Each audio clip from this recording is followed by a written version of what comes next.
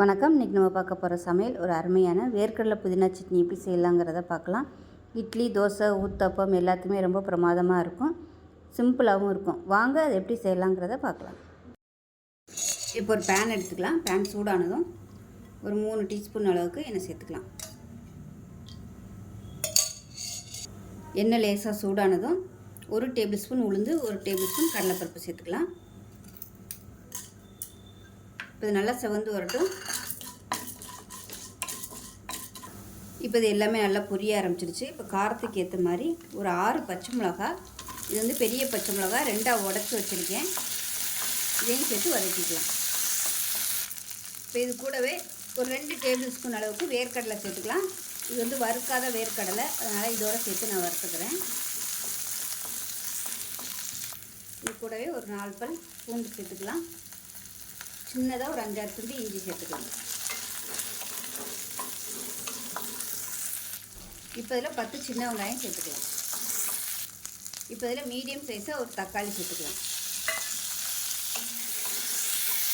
இப்போ பாருங்கள், வெங்காயம், பச்சை மிளகாய் எல்லாமே நல்லா வதங்கிடுச்சு. காரம் அதிகம் பிடிக்கும்னா இன்னும் கூட நீங்கள் 2 பச்சை மிளகாய் சேர்த்துக்கலாம். இப்போ இதில் வந்து நல்லா ஒரு கை அளவுக்கு புதினா, அது கூட கொஞ்சம் கொத்தமல்லி இலையும் சேர்த்துருக்கேன். வெறும் புதினா மட்டும் சேர்த்தோம்னா கசப்பு தன்மை வரும். அதனால் ரெண்டுமே கொஞ்சம் கலந்து சேர்த்துக்கோங்க. இப்போ லேசாக வதக்குனா போதும், ரொம்ப வதக்கணும்னு அவசியம் இல்லை. இப்போ இந்த அளவுக்கு வதங்கினா போதும். இப்போ இதில் 2 டேபிள் ஸ்பூன் பொட்டுக்கடலை சேர்த்துக்கலாம். இதுக்கு பதிலாக நீங்கள் தேங்காய் சேர்த்துக்கோங்க. நான் தேங்காய்க்கு பதிலாக பொட்டுக்கடலை சேர்த்துருக்கேன். இப்போ இது ரெண்டுமே சேர்க்காமையும் பண்ணலாம், அது ஒரு டேஸ்ட்டில் இருக்கும். தேங்காய் பொட்டுக்கடலை சேர்த்திங்கன்னா கொஞ்சம் அளவு கூட வரும், அதுக்காக சேர்க்குறது.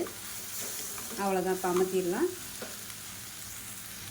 இப்போ இதுக்கு தேவையான உப்பையும் சேர்த்துட்டு இது நல்லா ஆறுனதுக்கப்புறமா மிக்ஸி ஜாரில் சேர்த்து எப்பயும் போல் நல்லா நைஸாக அரைச்சிட்டு பார்க்கலாம்.